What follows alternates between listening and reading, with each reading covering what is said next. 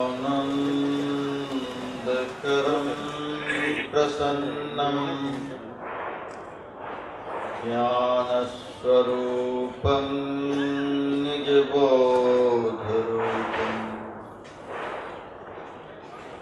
योगीन्द्रमीड्यं भवरोगवैद्यं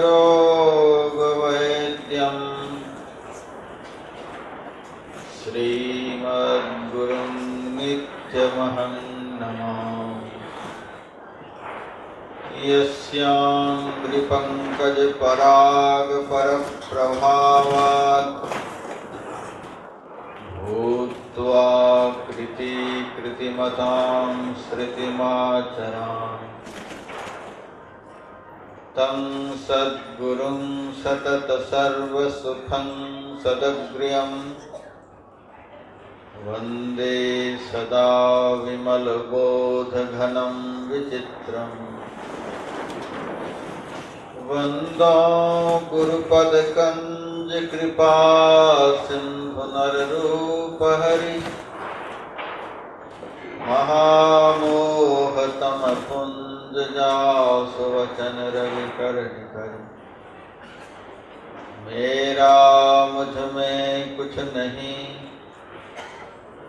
जो कुछ है सब तोर तेरा तुझको सौंपते क्या लगेगा मोह। मंचासीन सम्माननीय साधु समाज, उपस्थित धर्म प्रेमी सज्जन वृंद, माताओं तथा बहनों,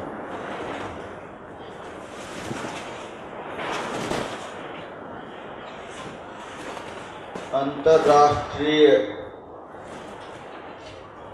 संत मत सत्संग का 11वां वार्षिक महाधिवेशन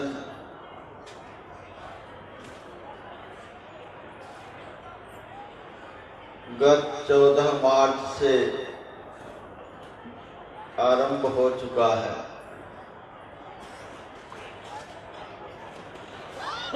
आज इस पावन कार्यक्रम का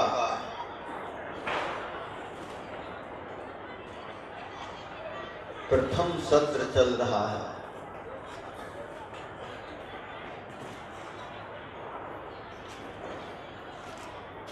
संत मत सत्संग की मर्यादानुसार सर्वप्रथम यहाँ सदग्रंथ का पाठ हुआ। तत्पश्चात विभिन्न अनुभूत ज्ञान से परिपूर्ण संत महापुरुषों की वाणियों का पाठ हुआ। पाठानुकूल अभी का प्रतिपाद्य विषय ध्यान योग की महिमा है।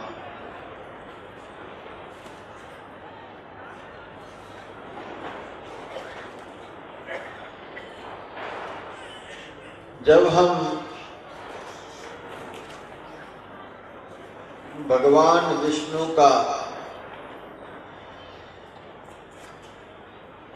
ध्यान मंत्र बोलते हैं तो उसमें ध्यान योग की महिमा प्रत्यक्ष दिखलाई पड़ती है।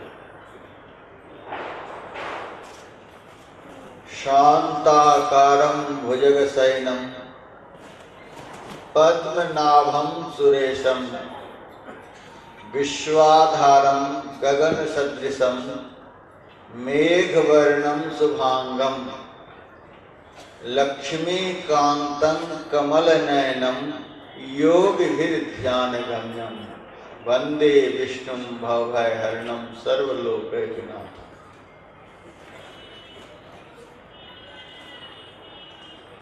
इस श्लोक में भगवान के पावन स्वरूप का वर्णन हुआ, लेकिन उस स्वरूप का, उस पावन विग्रह का दर्शन कौन कर सकता है? कहा योगिभिर ध्यान गम्यम, योगियों के लिए ध्यान में जानने के योग्य। ऐसा नहीं कहा कि मंदिर में जाते ही भगवान का दर्शन हो जाएगा, ऐसा नहीं कहा कि तीर्थों में जाने मात्र से ही भगवान का दर्शन हो जाएगा, ऐसा नहीं कहा गंगा अवगाहन करने मात्र से ही भगवान का दर्शन हो जाएगा। कोई भी साधन भगवत दर्शन के लिए नहीं बतलाया, एकमात्र यही कहा योगिभिर ध्यान गम्यम, योगियों के लिए ध्यान में जानने के लिए। योगी भी जब ध्यान करेगा तब उन्हें ध्यान में दिखलाई देंगे।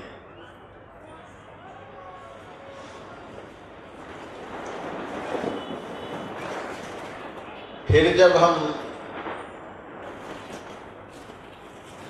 दूसरे श्लोक से भगवान का स्तवन करते हैं तो उसमें भी ध्यान की महिमा समझ में आती है। यं ब्रह्मा वरुणेन्द्र रुद्र मरुतः स्तुवन्ति दिव्यैस्तवैः वेदैः साङ्गपदः कर्मोपनिषदैः गायन्ति यं सामगा ध्यानावस्थित तद्गतेन मनसा पश्यन्ति यं योगिनो। ध्यान में अवस्थित होकर कोई योगी, कोई महापुरुष, कोई संत पश्यन्ति, भगवान को देखते हैं। ध्यान में अवस्थित हुए बिना भगवान का दर्शन नहीं हो सकता। आप कहेंगे हम मंदिर में जाते हैं तो क्या वहां भगवान को नहीं देखते हैं? जिसमें भगवान है उसको मात्र देखते हैं, भगवान को नहीं देखते हैं। हरिद्वार में एक सप्तऋषि आश्रम है।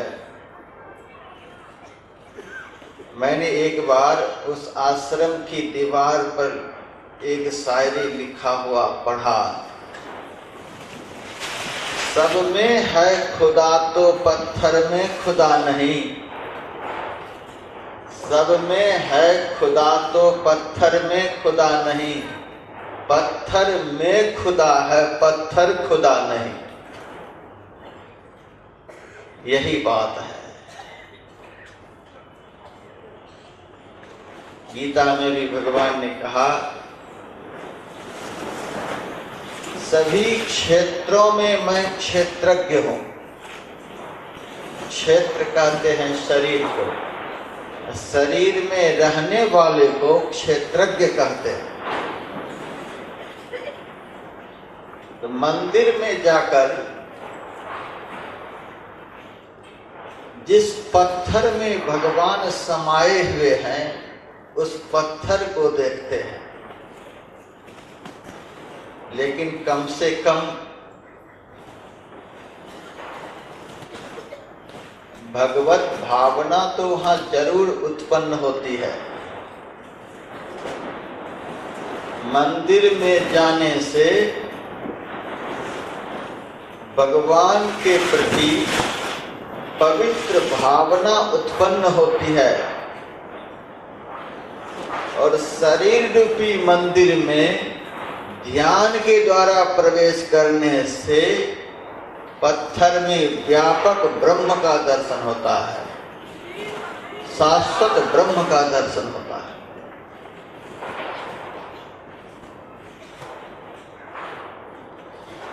श्वेताश्वतरोपनिषद में भी एक मंत्र आया है,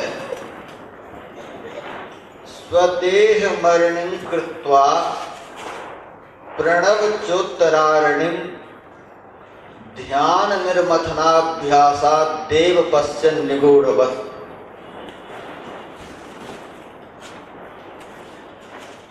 कहते हैं अपनी देह को नीचे की अरणी बनाओ, पवित्र ओंकार को ऊपर की अरणी बनाओ और ध्यान रूपी मंथन क्रिया के द्वारा सृष्टि के कण कण में परिव्याप्त पर ब्रह्म रूपी घृत को अथवा पावन अग्नि को प्रकट कर लो। सृष्टि के कण कण में और व्यक्त रूप से व्यापक पर ब्रह्म परमात्मा को ध्यान रूपी मंथन क्रिया के द्वारा प्रकट करो। ध्यान ऐसी मंथन क्रिया है जिससे पर ब्रह्म परमात्मा प्रकट हो जाते हैं। ध्यान निर्मथनाभ्यासात् देव पश्यन् निगूढ़वत्।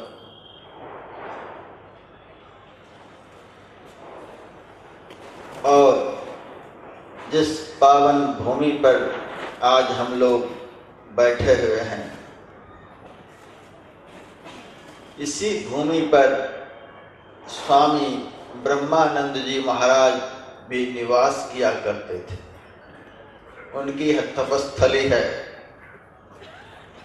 उन्होंने अपनी वाणी में लिखा है, जिमी दूध के मथन से निकसत है घिउ जतन से, तिमी ध्यान के लगन से पर ब्रह्म ले निहार।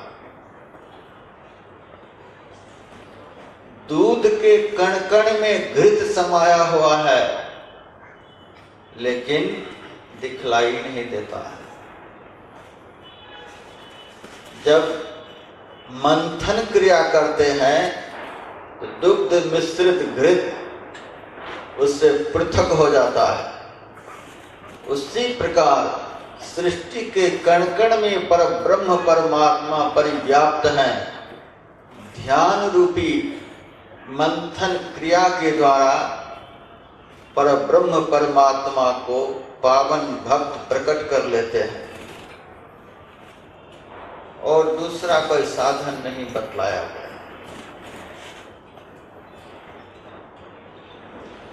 परमात्मा की प्राप्ति कराने वाला यदि कोई अव्यर्थ साधन है तो वह एकमात्र ध्यान योग है।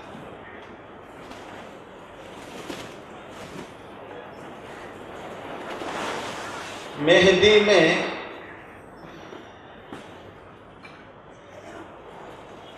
लाली होती है लेकिन दिखलाई नहीं पड़ती है। हरी हरी पत्तियां नजर आती है, लेकिन जब शिला के ऊपर उसको घर्षण किया जाता है और हाथों में चिपकाया जाता है और चिपकी हुई मेहंदी को कुछ काल के बाद जब हाथों पर से हटा दिया जाता है तब लाली नजर आती है। मेहंदी में लाली है लेकिन बिना घर्षण किए, बिना हाथों में चिपकाए वह लाली दिखलाई नहीं पड़ती। उसी तरह से परम प्रभु परमात्मा सब जगह हैं, सब में हैं। ध्यान किए बिना दर्शन नहीं हो सकता, वे प्रकट नहीं हो सकता।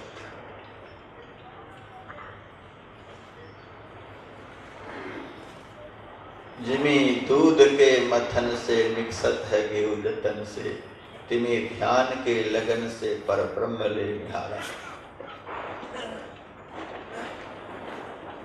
बहुत दिन पहले पंजाब प्रांत में मेरा सत्संग कार्यक्रम चल रहा था। एक भक्त मेरे पास आए और कहा, महाराज 40 साल से मैं भगवान की आरती गा रहा हूं। ओम जय जगदीश हरे, भक्त जनों के संकट क्षण में दूर करे। गाते गाते महाराज थक गए, लेकिन अब तक संकट दूर नहीं हुआ, अब तक मेरा दुख दूर नहीं हुआ। महाराज मुझे समझ में नहीं आता कि मैं गलत हूं कि आरती गलत है।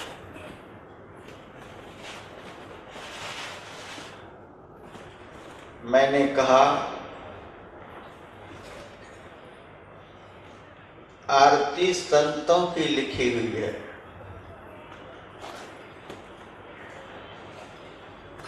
ब्रह्मांड पलट जाएगा, लेकिन संतों का वचन कभी नहीं पलट सकता। संत वचन पलटे नहीं, पलट जाए ब्रह्मांड। पलटू संत जो कही गए, वही बात है ठीक। वचन संत के ना टरे, ज्यों गारी की लीक। संतों का वचन त्रिकाल सत्य है, क्योंकि संत के अंदर से ब्रह्म बोलते हैं। जब मैं संत तुलसीदास जी महाराज द्वारा रचित श्री रामचरितमानस में भगवान के स्वरूप का वर्णन पढ़ता हूँ, बिनु पग चले सुने बिनु काना, कर बिनु कर्म करे विधि नाना। आनन रहित सकल रस भोगी, बिन वाणी वक्ता वर जोगी। तन बिनु परस नयन बिनु देखा, ग्रही घ्राण बिनु वास असेखा। असी सब भांति अलौकिक करनी, महिमा जास जाए भरनी। बिनु पग चले, चलना तो होता है पैरों से। भगवान के लिए कहते हैं, भगवान ऐसे हैं कि बिना पैर के ही चलते हैं, बिना कान के ही सुनते हैं, बिना आँखों के ही देखते हैं, बिना हाथ से ही सारे कर्मों को करते हैं, बिना शरीर के ही स्पर्श करते हैं। ऐसा भी कहीं हो सकता है। और जब गुरु ग्रंथ साहब हम पढ़ते हैं तो उसमें भी हम पाते हैं अखा बाजू देखना, बिना आंख के ही वो देखते हैं। करना बाजू सुनना, बिना कान के ही सुनते हैं।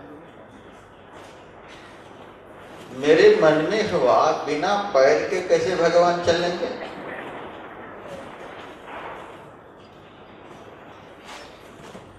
फिर विचार की गहराई में जब मैं गया, तब भगवत प्रेरणा हुई, स्फुरण हुआ। भगवान को जब चलना होता है तो भगवान तो निर्गुण है, निराकार है, अव्यक्त है। चलते हैं कैसे? संत के चरण से भगवान चलते हैं।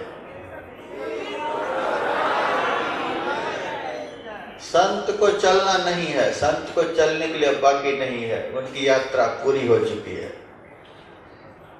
हम लोगों की यात्रा अब तक पूरी नहीं हुई है, क्योंकि मंजिल पर पहुंचे बिना यात्रा पूरी नहीं होती है।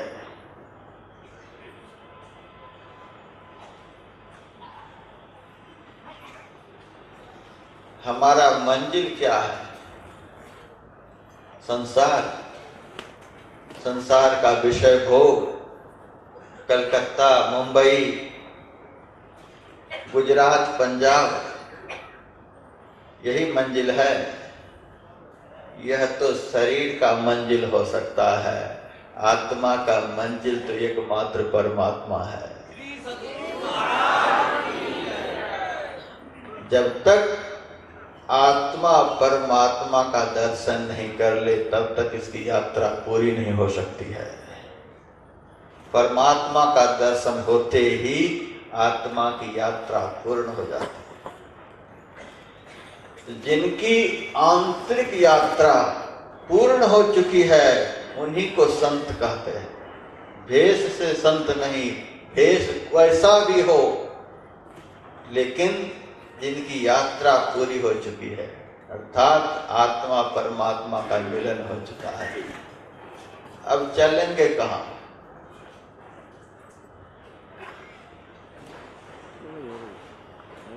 पुत्र का दर्शन आप कर लेंगे तो आप पुत्र ही नहीं बन जाएंगे। अपने पति को आप देख लेंगे तो आप पति ही नहीं बन जाएंगे। आप किसी मकान को देख लेंगे तो आप मकान ही नहीं बन जाएंगे। दुनिया का कुछ भी आप देख लेंगे तो वही नहीं बन जाएंगे।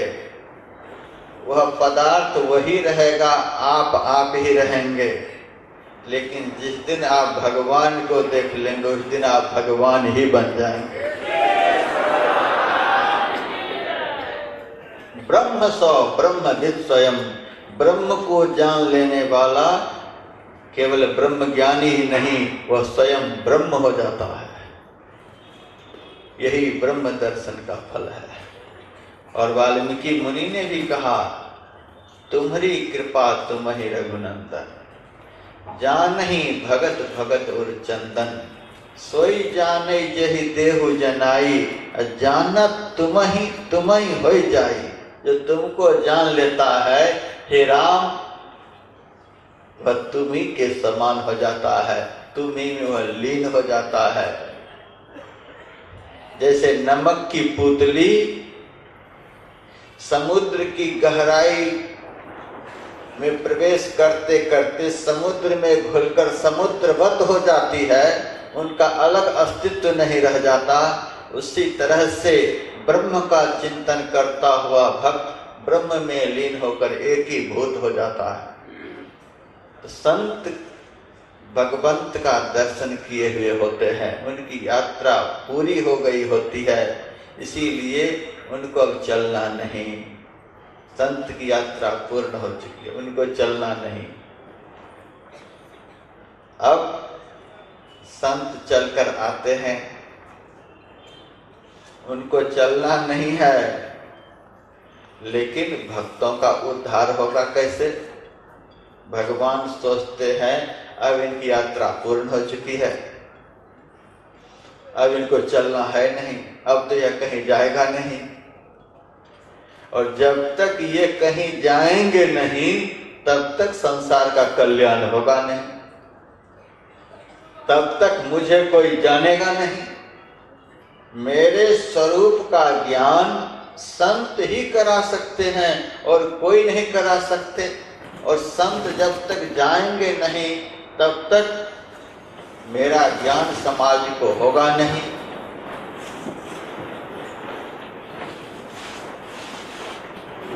संत को चलना है नहीं, संत को अब कहीं जाना है नहीं, तो भगवान क्या करते हैं कि संत के अंदर प्रवेश कर स्वयं चलते हैं। यही हुआ बिनु पग चले, संत के चरण से परमात्मा चलते हैं।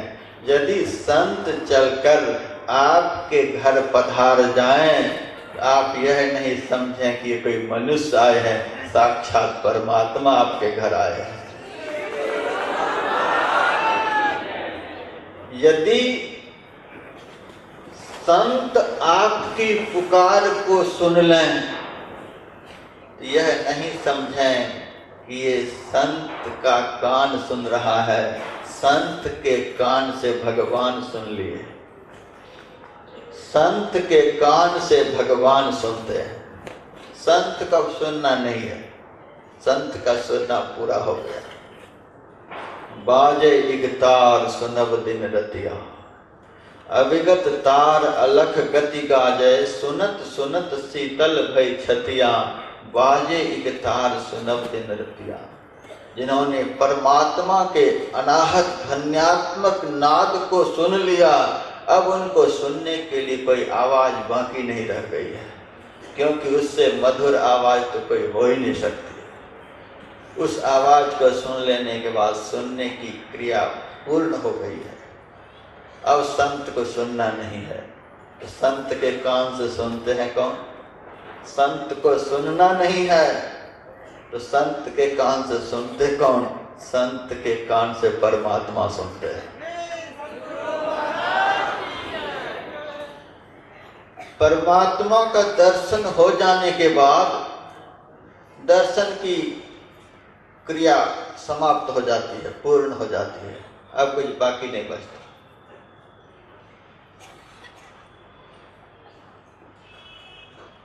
दुनिया के दृश्यों को आप सृष्टि के आदि काल से देखते आ रहे हैं, लेकिन देखने की क्रिया अब तक पूर्ण नहीं हुई है।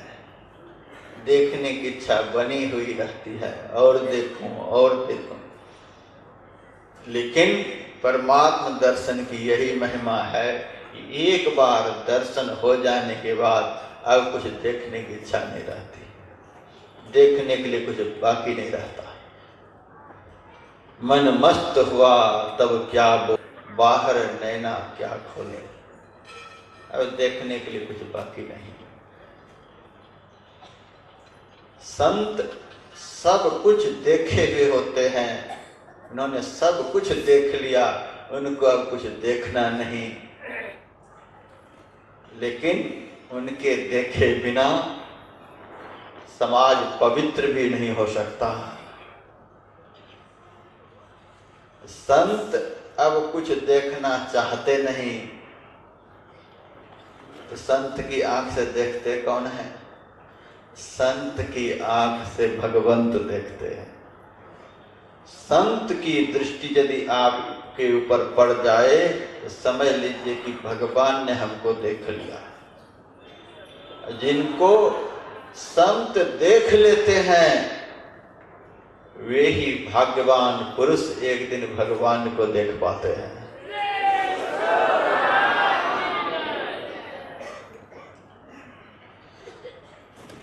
संत हनुमान जी का दर्शन जब विभीषण जी को हुआ,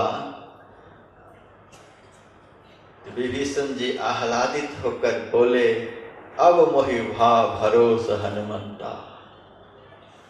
अब मुझे विश्वास हो गया, भरोसा हो गया कि भगवान राम मिलेंगे।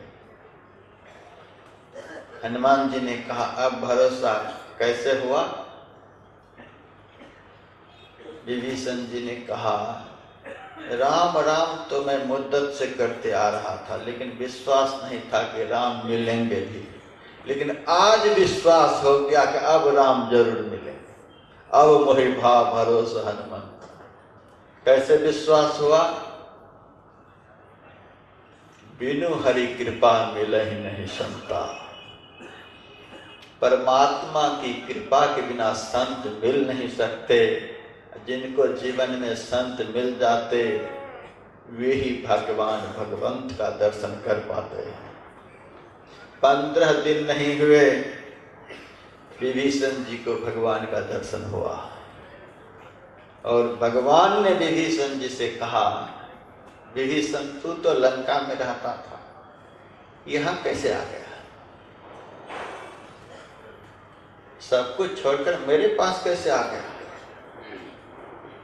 सोने की नगरी को छोड़ दिया, प्रधानमंत्री का पद छोड़ दिया, स्वजन संबंधियों को छोड़ दिया, रावण ऐसे भाई को छोड़ दिया, और यहाँ मेरे पास आ गया। विभीषण जी ने कहा, श्रवण सुयस सुनी आया हूं।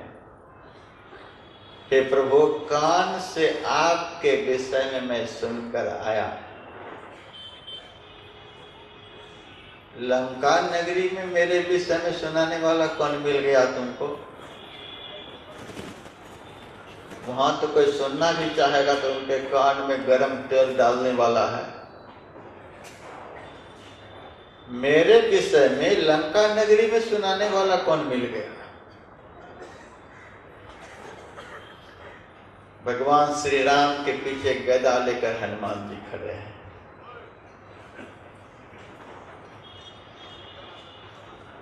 और विभीषण जी को गदा दिखला रहे हैं, खबरदार मेरे विषय में बतलाना नहीं। लेकिन भगवान का दर्शन होने पर दैवी संपदा के जो 26 गुण हैं उनमें से पहला गुण तो पहले ही प्राप्त हो जाता है। दैवी संपदा के 26 गुण, भगवान का दर्शन जिनको हो जाता है उनमें 26 गुण आ जाते हैं। ऐसे तो दम भरते हैं कि मैंने भगवान का दर्शन कर लिया, भगवान का दर्शन कर लिया, इस तारीख में दर्शन किया, इतने बज के इतने मिनट में दर्शन कर लिया, क्या क्या लोग बोलते हैं। लेकिन दैवी संपदा के गुण नहीं दिखलाई देते। भगवान श्री कृष्ण ने कहा जिनको मेरी दिव्यता का दर्शन हो जाता है उस भक्त में मेरे अंदर जो दिव्य 26 गुण हैं वे उनमें प्रविष्ट कर जाते हैं। अभयं सत्य संशुद्धि ज्ञान योग व्यवस्थिति दानम दमश्च यज्ञश्च स्वाध्यास्तपार्जवम अहिंसा सत्यमक्रोध त्याग शांतिरपैशुनम दया भूतेषु लोलुप्तवम मार्दवम ह्रीर्चापलम तेज क्षमा धृति शौच मद्रोहो नातिमानिता भवन्ति संपदं दैवीमभिजात से भारत। ये 26 गुण है। 26 गुणों में पहला गुण अभयम, वह निर्भय हो जाता है। भगवान का दर्शन करने वाला सदा निर्भय होता है। विभीषण जी ने भगवान का दर्शन कर लिया था, इसीलिए निर्भयता पूर्वक कहते हैं प्रभु आपके पीछे में खड़े होकर जो मुझे गदा दिखला रहे हैं उन्होंने ही आपके विषय में सुनाया था। श्रवण सुयस सुनि आया। भगवान ने कहा क्या सुनाया? प्रभु भंजन भवभीर त्राहि त्राहि आरत हरण शरण सुखद रघुवीर।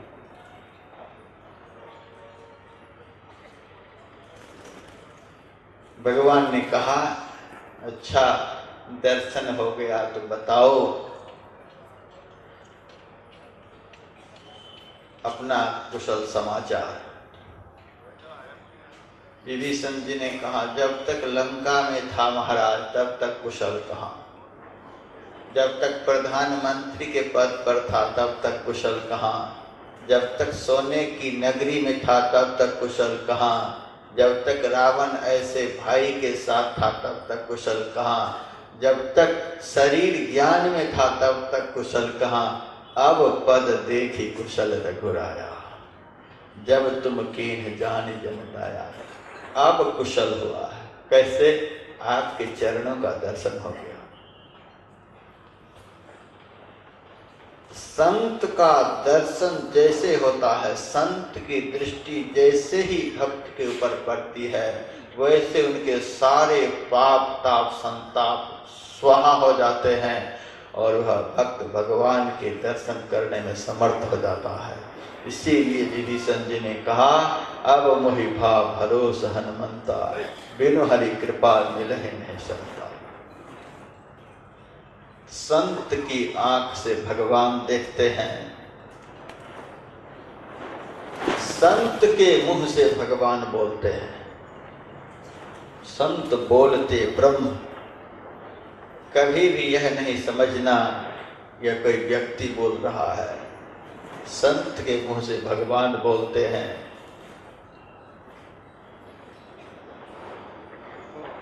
संत का वचन है ओम जय जगदीश हरे भक्त जनों के संकट क्षण में दूर करे। भक्त कहता है महाराज 40 साल से आरती गा रहा हूं लेकिन मेरा संकट तो दूर नहीं हो रहा है। मैंने कहा आरती की इतनी ही पंक्ति है कि आगे भी कोई पंक्ति है? महाराज पंक्तियां तो बहुत हैं तो आगे की पंक्ति सुनाओ। महाराज अभी तो याद नहीं है।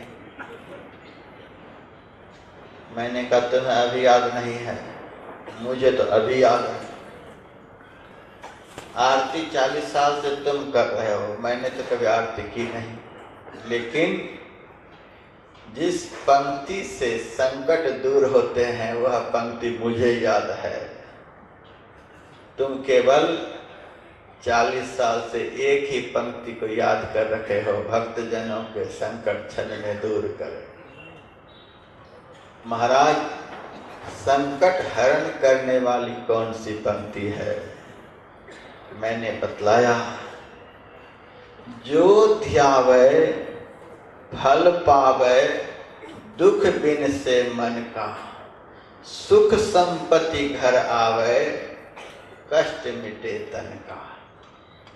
किसके कष्ट को, किनकी विपत्ति को, किनके दुख को जगदीश्वर परमात्मा हरण करते हैं? कहा जो ध्यावे, जो उस जगदीश्वर का ध्यान करेंगे उनको यह फल मिलेगा कि सुख संपत्ति घर आवे और कष्ट मिटे तन का।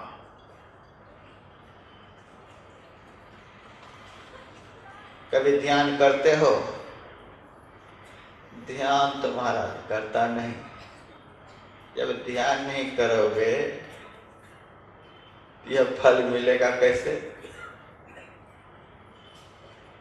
एक हनुमान जी के भक्त ने भी ऐसा ही प्रश्न किया, महाराज मैं वर्षों से हनुमान चालीसा का पाठ कर रहा हूं। हनुमान चालीसा में लिखा हुआ है संकट कटे मिटे सब पीड़ा, लेकिन न तो संकट खत्म हो रहा है न पीड़ा दूर हो रही है। मैंने कहा आगे की पंक्ति तो याद नहीं। मैंने कहा आगे की पंक्ति है, जो सुमिरै हनुमत बलवीरा। हनुमान जी का तो कभी स्मरण करता नहीं, हनुमान जी का चिंतन तो कभी करता नहीं, हनुमान जी का नाम तो कभी लेता नहीं, केवल चालीसा का पाठ कर लेता है। मान छुड़ावे कब? 11 बार पाठ कर लेगा तब। संकट से हनुमान छुड़ावे कब? मन क्रम भजन ध्यान जो लावे। संकट से हनुमान छुड़ावे मन क्रम वचन ध्यान जो लावे। जो मन से, वचन से, कर्म से हनुमान जी का ध्यान करते हैं उनके संकट को, उनकी पीड़ा को, उनके दुख को हनुमान जी हरण कर लेते हैं।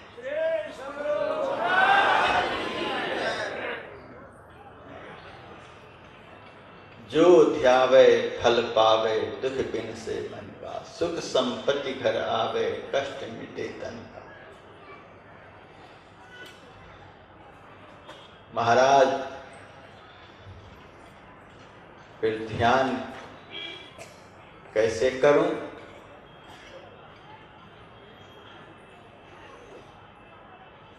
मैंने बताया, तुम मंदिर में जाते हो, आरती जलाते हो, भगवान को दिखलाते हो और गाते भी हो। गाते गाते भगवान के विषय में क्या गाते हो? तुम हो एक।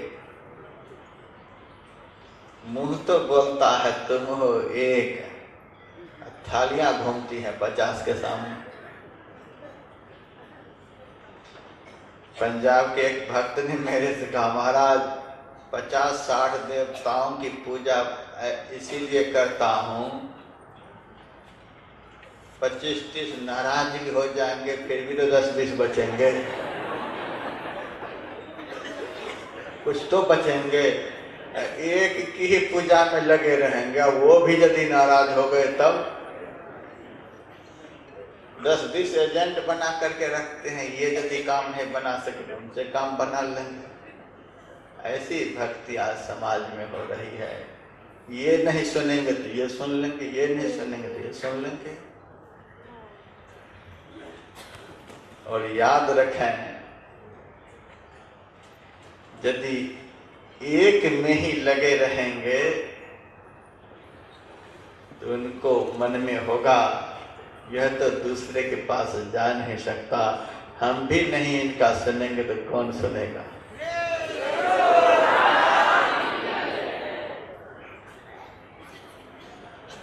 बादशाह अकबर के दरबार में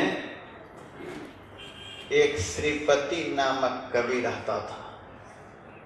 कवि तो बहुत सारे रहते थे, उनमें से हिंदू परिवार का एक कवि श्रीपति जी भगवान श्री राम के कट्टर उपासक, उनको छोड़कर वे किसी को नहीं जानते थे, न मानते थे। बड़ा नाम था एक निष्ठा में। अकबर का भी उनके प्रति बहुत ख्याल रखता था, बहुत पुरस्कार दिया करते थे। एक बार अकबर की निगाहों से गिराने के लिए कुछ कवियों ने षड्यंत्र रचा और अकबर से जाकर कहा, बादशाह, आपके दरबार में बहुत सारे कवि रहते हैं और आपको अपनी अपनी रची हुई कविताएं सुनाया करते हैं। आपसे आग्रह है, कल जो दरबार में कविता पेश होगी उस कविता की अंतिम कड़ी होगी, करो सब आस अकबर की। आप घोषणा करो, कल जो दरबार में कविता पेश होगी, जो भी कविता रच कर मेरे पास सुनाने को आएंगे, उस कविता की अंतिम कड़ी होगी, करो सब आस अकबर की। अकबर ने यह घोषणा कर दी। सारे कवियों ने खुश होकर आपस में कहा, यदि कविता की अंतिम कड़ी श्रीपति जी नहीं डालेंगे तो अकबर की निगाह से गिरेंगे। यदि इस पंक्ति को डालते हैं तो इनकी एक निष्ठा भी भंग होगी। आज तक राम से संबंधित कविता सुनाता आया है, या तो आज राम की निगाह से गिरेगा या अकबर की निगाह से गिरेगा। बड़े खुश हो रहे हैं। श्रीपति जी ने भी स्वीकार कर लिया। दूसरे दिन जब दरबार में कविता पेश होने लगी, सबने कविता पेश कर दी। आखिर में श्रीपति जी की बारी आई। श्रीपति जी कविता पेश कर रहे हैं। एक ही छारी जो दूजो भजे, सो जरे रसना अस लब्बर की। अब की दुनिया बुनियाद बनी, सब बांधत फैट अडब्बर की। कभी श्रीपति आसरो राम ही के, हम फैट गही बड़ जब्बर की। जिनको उस एक की टेक नहीं, सो करो सब आस अकबर की।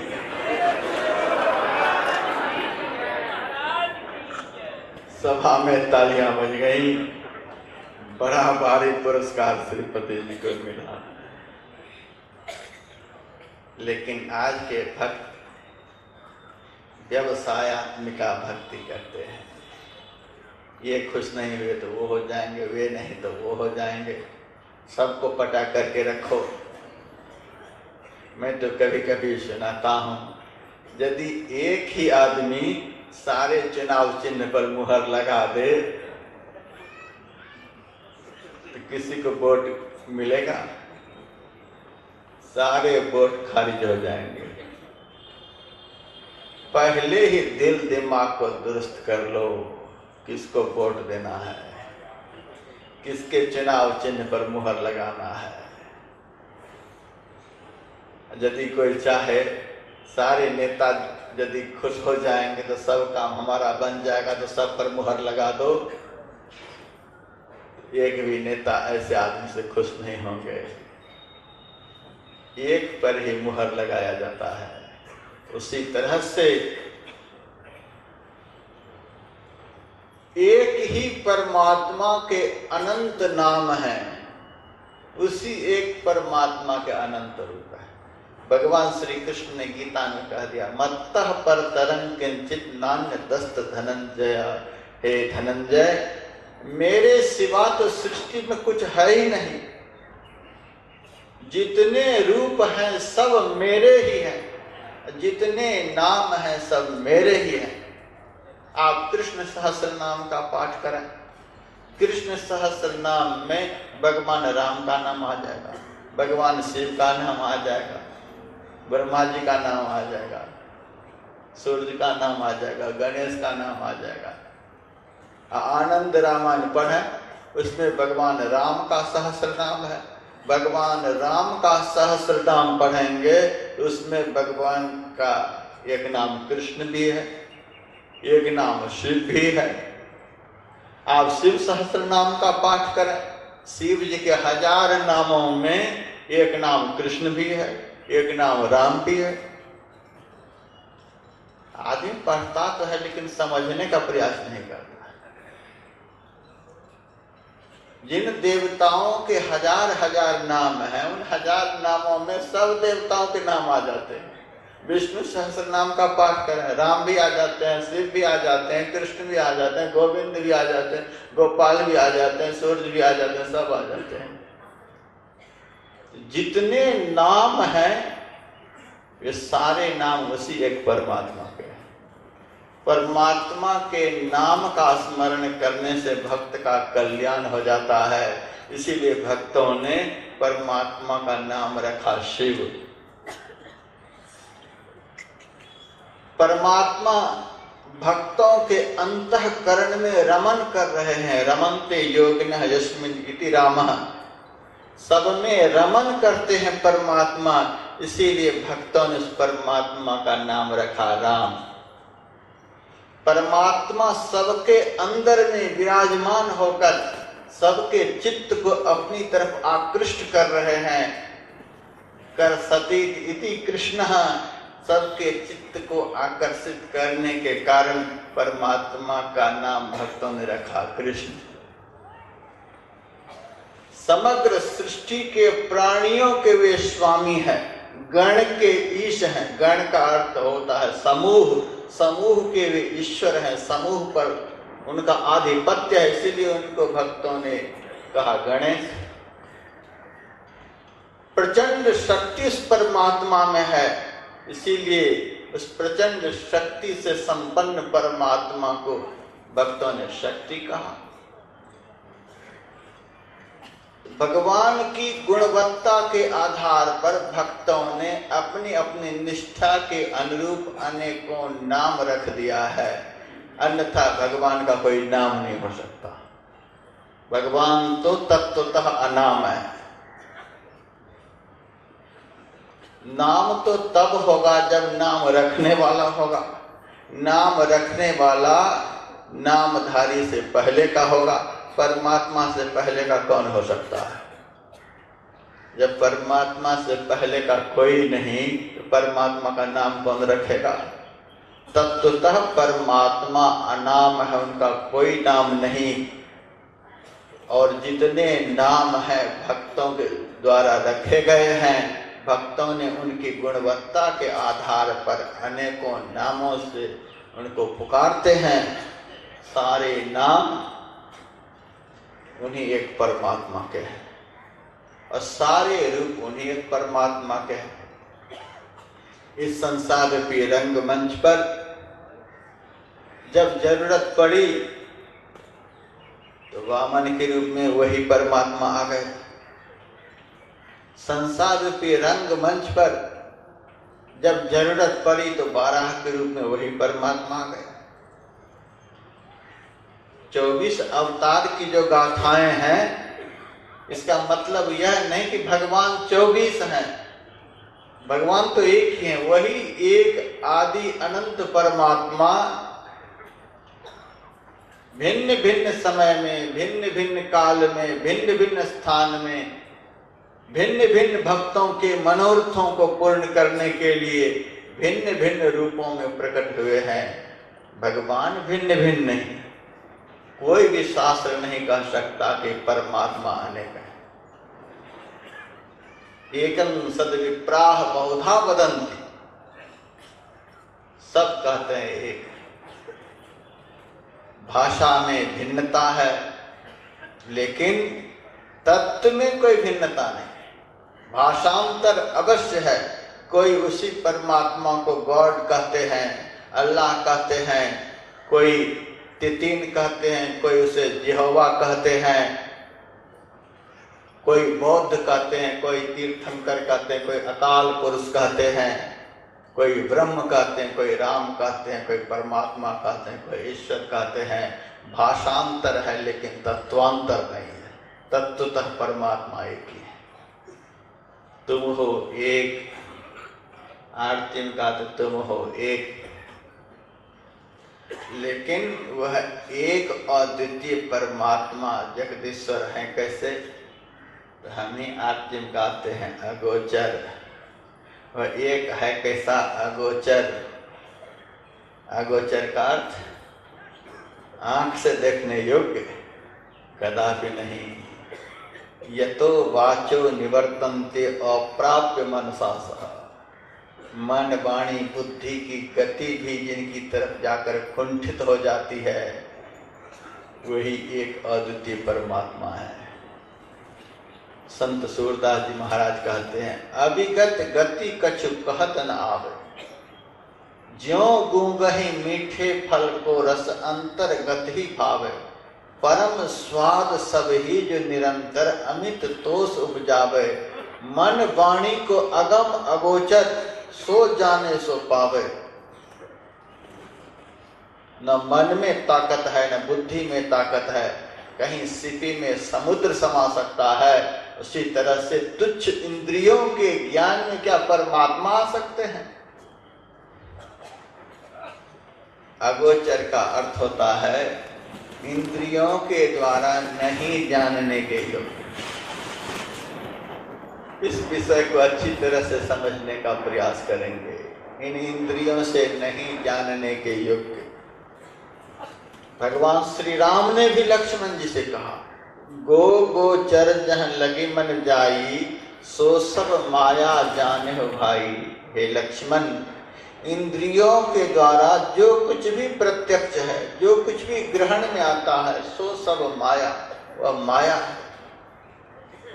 हम इसी आंख से कहीं जाकर दर्शन कर लेते हैं और कहते हैं मैंने भगवान का दर्शन कर लिया। अब भगवान कहते हैं गो गोचर जहाँ लगी मन जाइए, सो सब माया जाने भाई। इस आंख से माया का दर्शन होता है। एक एक इंद्रियों के लिए भगवान ने एक एक विषय बनाया है। आंख के लिए रूप बनाया है, कान के लिए शब्द बनाया है, नासिका के लिए गंध बनाया है, जिह्वा के लिए रस बनाया है, त्वचा के लिए स्पर्श बनाया है। एक एक ज्ञानेंद्रियों के लिए एक एक विषय बनाया है। परमात्मा निर्विषय तत्व है। परमात्मा 5 विषयों से रहित है। रूप, रस, गंध, स्पर्श और शब्द, ये 5 विषय हैं। इन 5 विषयों को ग्रहण करने के लिए परमात्मा ने 5 ज्ञानेंद्रियों को बनाया। परमात्मा को कौन जानेगा? विषयों को जानने के लिए इंद्रियां हैं। निर्विषय तत्व परमात्मा को जानने के लिए आत्मा है। आत्मा का विषय परमात्मा है और इंद्रियों का विषय ये पंच तत्व निर्मित संसार है।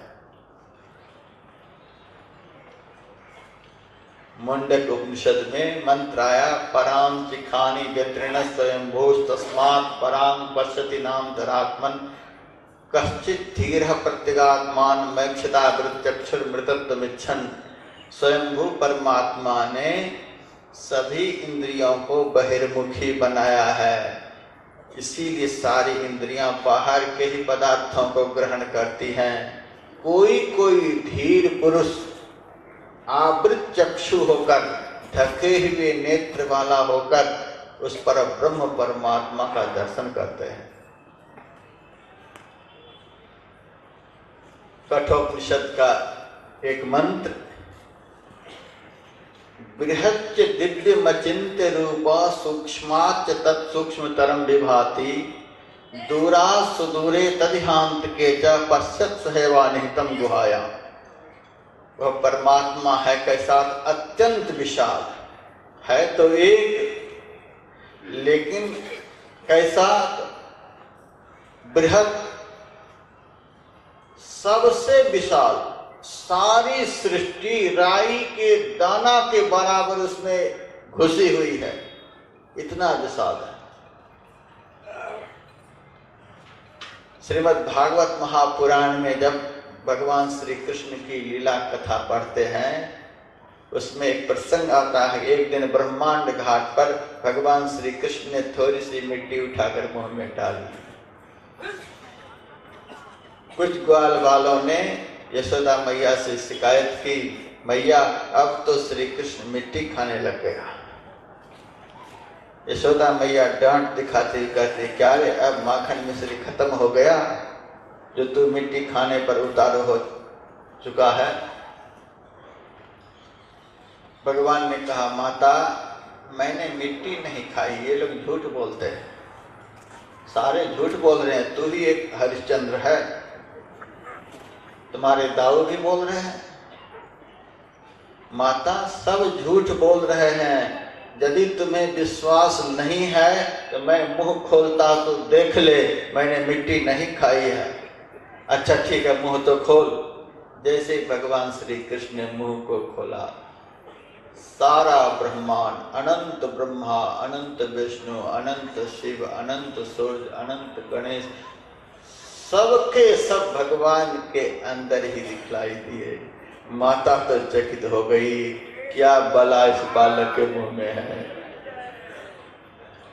भगवान ने कहा, मैया खाना तो उसे न कहते हैं कि पदार्थ बाहर में रखा हुआ हो और उसे उठा करके अंदर में लाया जाए। मेरे से बाहर क्या है माता, एक बार देखो तो। मेरे से बाहर क्या है, एक बार देख कर तो बता। सब कुछ तो मेरे अंदर में ही है, सारा ब्रह्मांड, सारी सृष्टि मेरे अंदर में ही है। मैंने खाया क्या, और मैं यदि खाने के लिए उतारू हो जाऊं तो दुनिया के लिए बचेगा क्या? मेरा कितना बड़ा पेट है, सारा ब्रह्मांड समा जाएगा, फिर भी कितनी जगह बची रहेगी जिसका ठिकाना नहीं। नव शत कोटि अमित अवकाशा, 100 करोड़ आकाश को भी अवकाश देने वाले परमात्मा हैं। उस परमात्मा का पेट बढ़ेगा कैसे? इसीलिए परमात्मा को खाने वाला वेद ने नहीं कहा, संत ने नहीं कहा, परमात्मा को तो खिलाने वाला कहा गया है। अजब हैरान हूँ भगवन तुझे कैसे रिझाऊं मैं, न कोई वस्तु है ऐसी जिसे सेवा में लाऊं मैं। क्या आपका है जो उनको समर्पित करें, सब तो उसी का है। न कोई वस्तु है ऐसी जिसे सेवा में लाऊं मैं, करूं किस तौर आवाहन कि तू मौजूद हो हर जगह। यहाँ गच्छा, यहाँ तिष्ठा शब्द का प्रयोग देवताओं के लिए होता है, यहाँ आ जाओ, यहाँ ठहर जाओ, लेकिन परमात्मा के लिए इस मंत्र का प्रयोग नहीं होता है। परमात्मा देव यहाँ गच्छा, यहाँ तिष्ठा, वे तो यही है, उनको बुलाने की क्या बात है।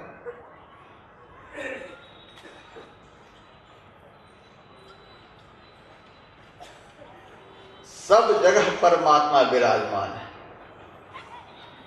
करूं किस तौर आवाहन कि तू मौजूद है हर जान, निरादर है बुलाने में अगर घंटी बजाऊं मैं।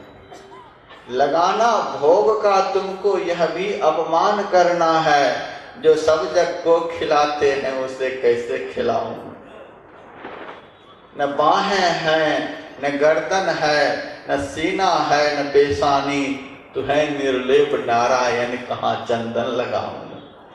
तू ही व्यापक है फूलों में, तू ही व्यापक है मंदिर में, भला भगवान को भगवान पर कैसे चढ़ाऊं। किसमें भगवान नहीं, कहाँ भगवान नहीं। इसीलिए वेद कहता है बृहत, अत्यंत विशाल, सारी सृष्टि राई के दाने के बराबर परमात्मा में समाई हुई है। इसी को गुरु नानक देव जी महाराज अपनी वाणी में कहते हैं, पुरख महि नारी, नारी महि पुरखा, बूझो ब्रह्म ज्ञानी, धुन महि ध्यान, ध्यान महि जानिया, गुरुमुख अकथ कहानी। पुरख महि नारी, पुरुष कहते हैं परमात्मा को, और नारी कहते हैं प्रकृति को। परमात्मा रूपी पुरुष के अंदर में ही प्रकृति रूपा नारी समाई हुई है। उसके अंदर में यह प्रकृति है, बाहर नहीं। पुरख महि, इस चर्म चक्षु से ये दिखलाई नहीं देते, ये दिव्य है।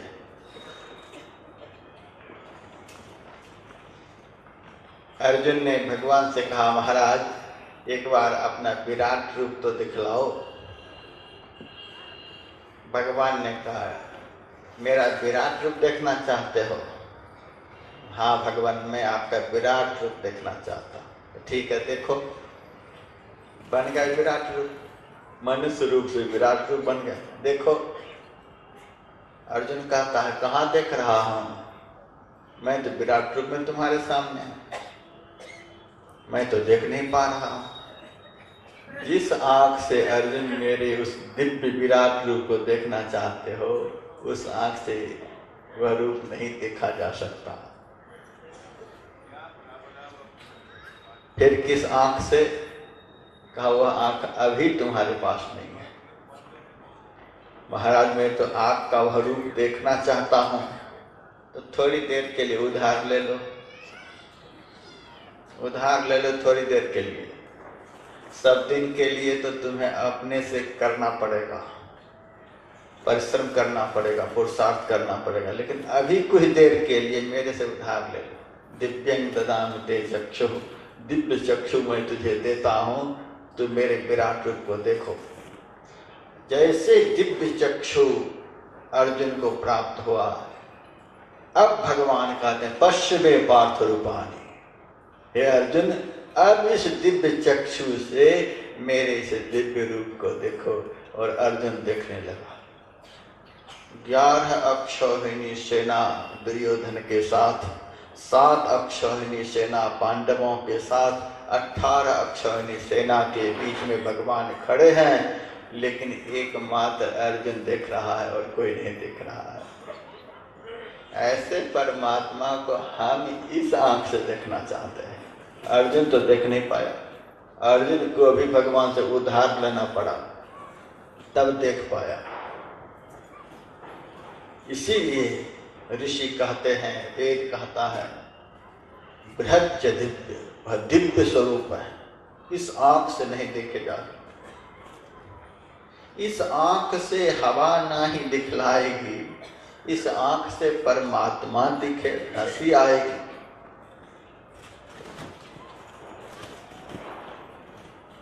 कभी कभी जब स्वास्थ्य प्रतिकूल हो जाता है, मेरे पास भी डॉक्टर आते हैं,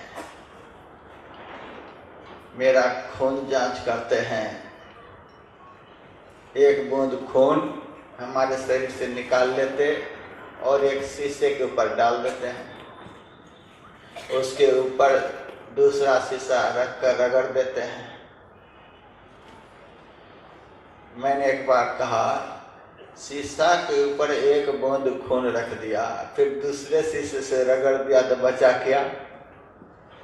क्या रिपोर्ट में बतलाओगे? अरे महाराज, इस खून के अंदर कीटाणु इतना छोटा है, इतना छोटा है कि शीशा के रगड़ने से खत्म नहीं होता। इसको तो सूक्ष्म यंत्र के द्वारा देखेंगे कि इस खून में किस रोग का कीटाणु है। अच्छा, इस आंख से नहीं देख पाते हो? नहीं, इस आंख से तो नहीं देख पाता हूँ। आपके शरीर में जो खून है, उस खून में जो कीटाणु है, उस कीटाणु को हम इस आंख से देख नहीं सकते, यंत्र विशेष से देखते हैं। और फिर उस कीटाणु के अंदर में मांस भी तो होगा, रक्त भी तो होगा, बहुत कुछ होगा। प्रकृति के बहुत सारे तत्व होंगे, फिर परमात्मा भी होंगे, उस कीटाणु में परमात्मा होंगे। उस कीटाणु को इस आँख से हम देख नहीं सकते, खून के कीड़ा को तो हम देख नहीं सकते, और उस कीड़ा के अंदर जो ब्रह्म समाया हुआ है, उस ब्रह्म को इस आँख से कैसे देख लेंगे?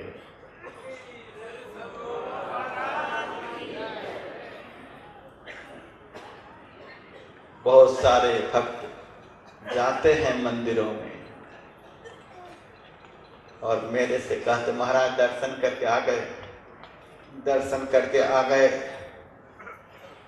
कभी कभी किसी से कहता हूँ, जब बहुत कहते हैं दर्शन करके आ गए, दर्शन करके आ गए, तब कहता हूँ अच्छा दर्शन करके आ तो गए, अभी किसका दर्शन हो रहा है? अभी तो महाराज संसार का दर्शन हो रहा है। मैं उनसे कहता हूँ परमात्मा का दर्शन कर लेने पर फिर संसार भी दिखता है, परमात्मा को देख लेने के बाद ही संसार दिखता है। इससे सिद्ध होता है तूने परमात्मा को नहीं देखा है। परमात्मा में परमात्मा का बनाया हुआ संसार देखा है। ये व्याकरण का अदर्शनम लोप सूत्र सिद्ध नहीं होता है। वहाँ दर्शन नहीं हुआ तो उसकी लोक संज्ञा हो गई, ऐसा नहीं होता। परमात्मा का दर्शन हो जाने पर वह कभी अदर्शन नहीं होता, परमात्मा की कभी लोक संज्ञा नहीं होती।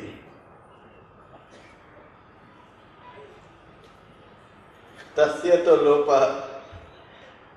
व्याकरण पढ़े होंगे, अदर्शनम लोप, किसकी लोप संज्ञा होती? जिसका दर्शन नहीं होता है।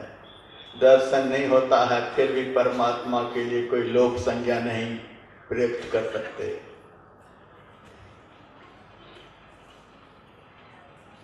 एक बार जिनका दर्शन हो जाने के बाद फिर कभी अदर्शन नहीं होता, उसी को परमात्मा दर्शन कहते हैं।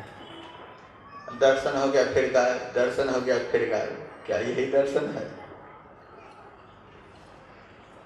एक भक्त कहते हैं मिलता भी है वो, मिलता भी नहीं, नजरों से मेरी हटता भी नहीं, क्या ऐसा जादू चलाया है, क्या मैं जानूं क्या वो जाने, मोहन से दिल को लगाया है, क्या मैं जानूं क्या वो जाने।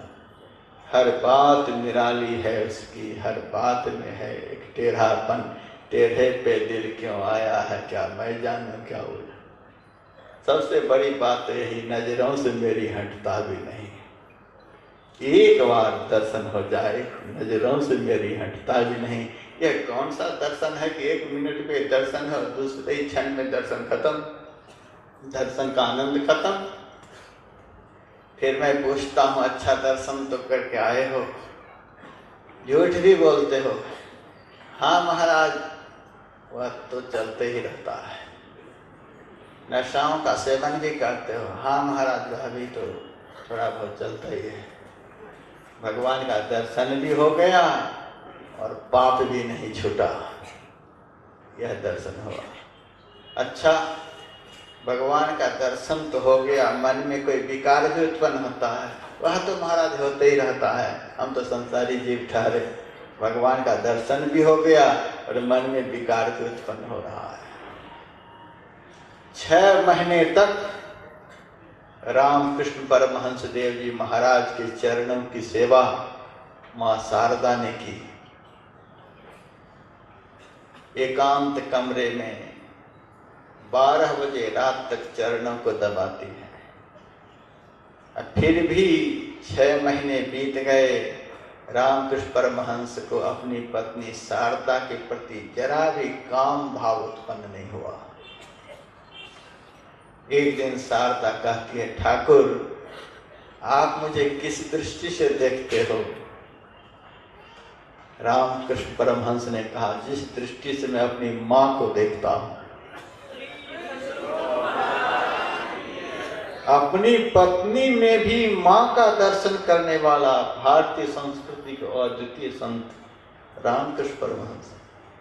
पत्नी में माँ का दर्शन, माँ से तात्पर्य काली माँ। वर्षों काली माँ का ध्यान करते करते करते अब दृष्टि में काली माँ समा गई। अब दूसरा रूप ही नजर नहीं आता। पत्नी में भी काली माँ को देखते हैं।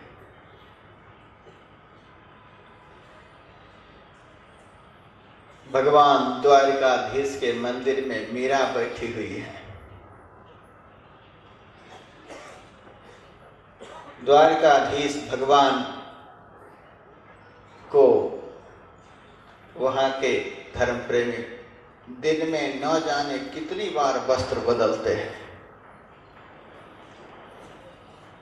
मीरा के सामने कितनी बार वस्त्र बदले गए।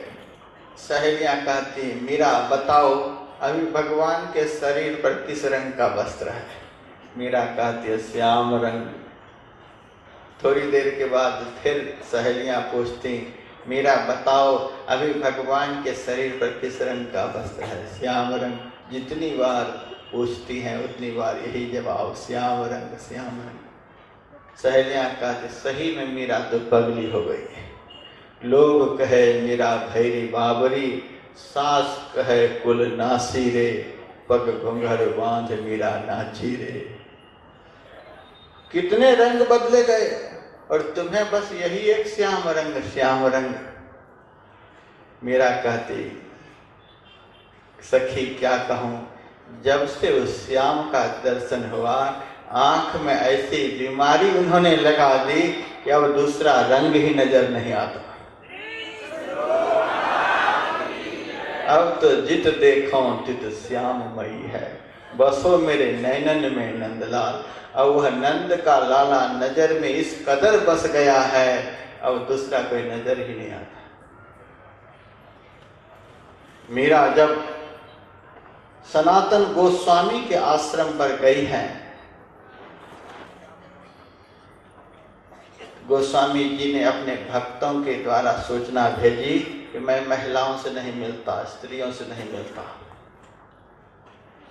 मीरा कहती है, अब तक तो मैं यही जानती थी कि संसार में पुरुष एक ही श्री कृष्ण है, लेकिन यहाँ आने पर मुझे पता चला श्री कृष्ण का पट्टीदार भी कोई जन्म ले लिया है।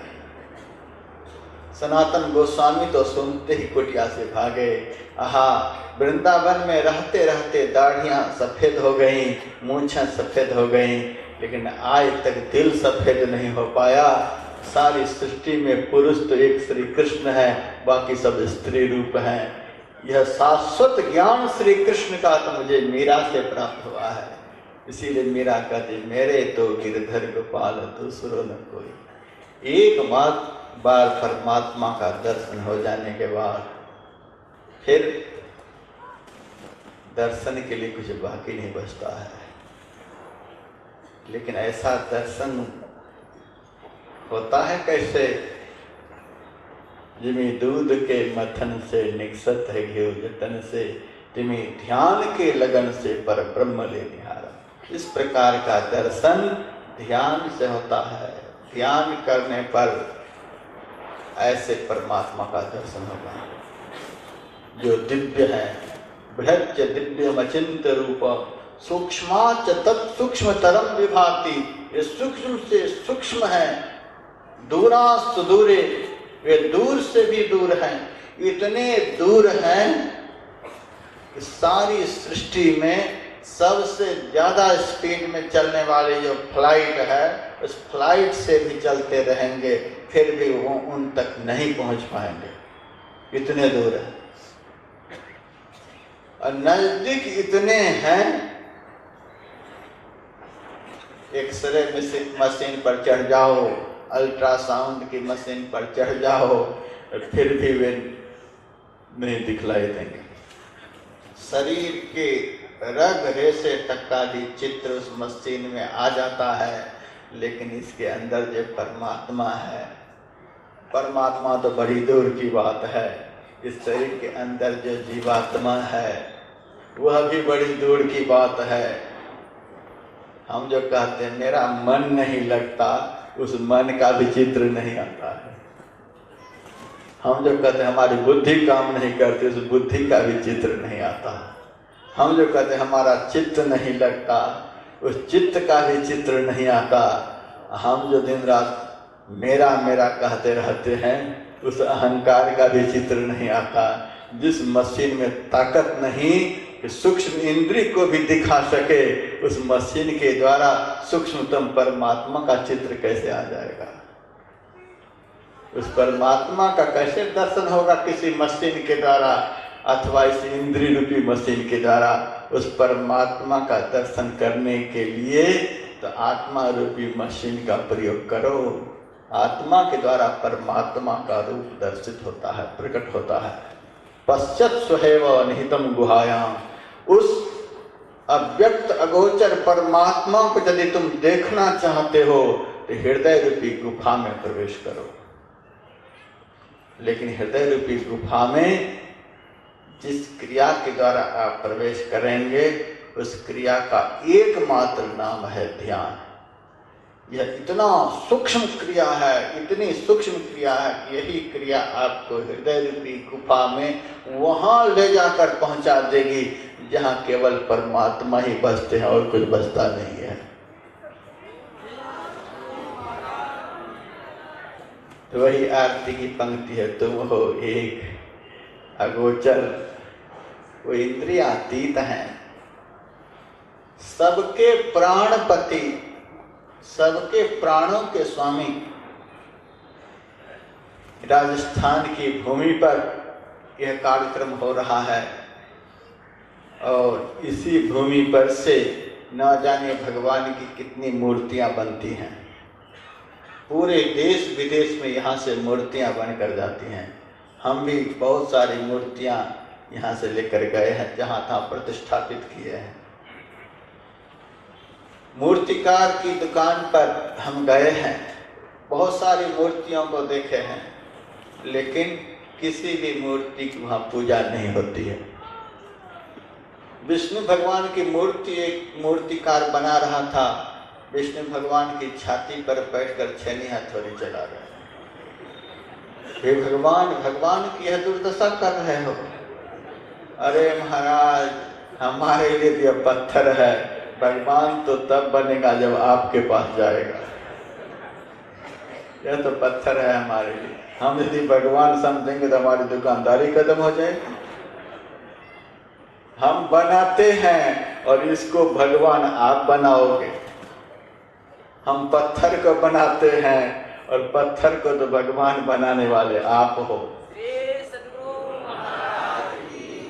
वहां उस मूर्ति की पूजा नहीं होती। फिर भक्त लोग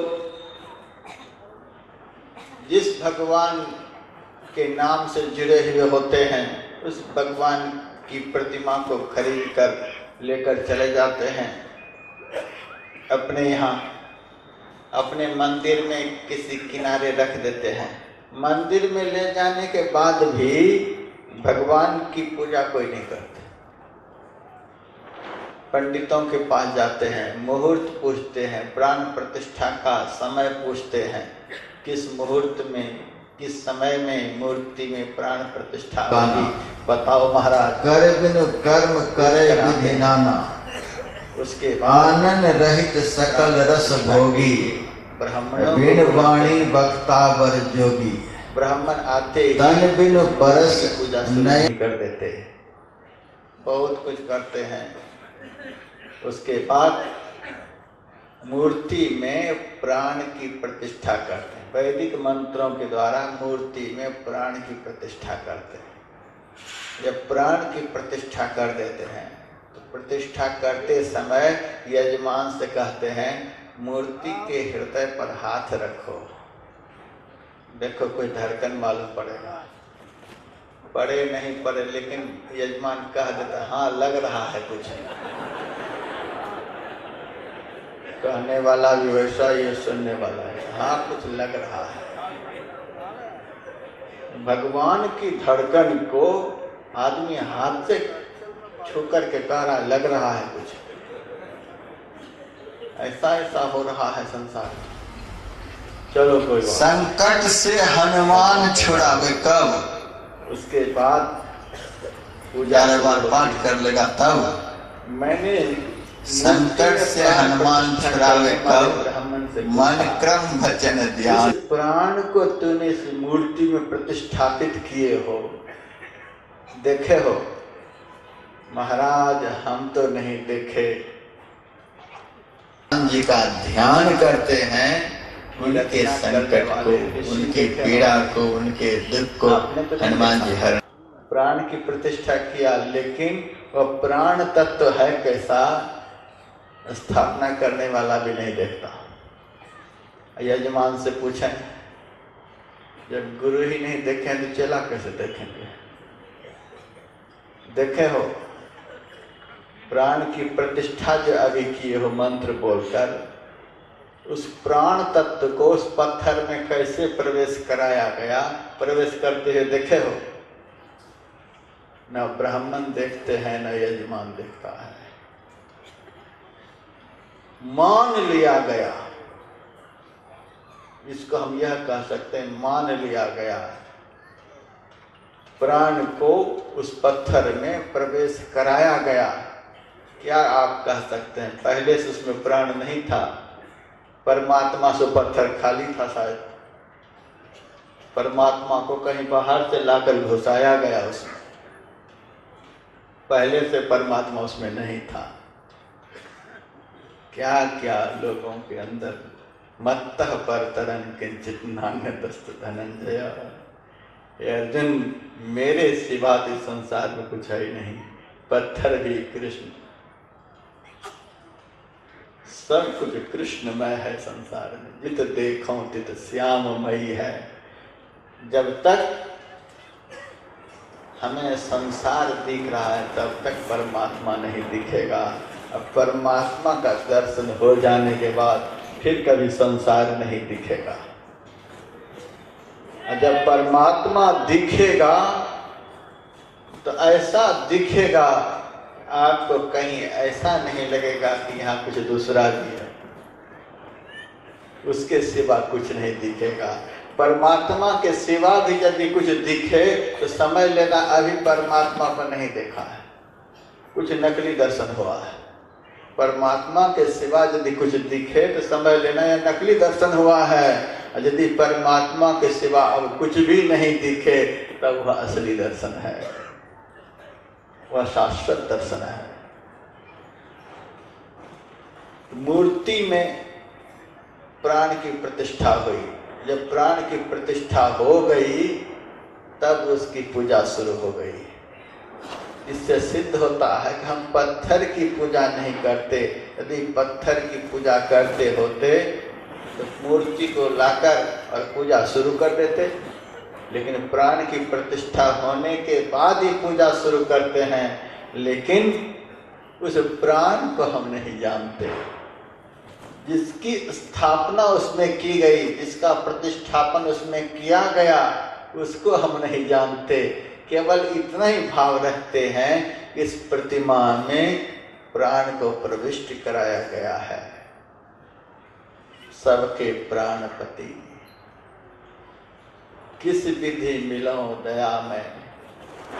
देखिए यहाँ आकर के सरेंडर हो जाता था, किस विधि मिलो दया में। हे दया के स्वरूप परमात्मा, मैं आपसे किस प्रकार से मिलूं? तुमको मैं कुमति, मैं कुबुद्धि, बुद्धि से हीन, ज्ञान से हीन, अज्ञानी जीव, आपसे मैं कैसे मिलूं?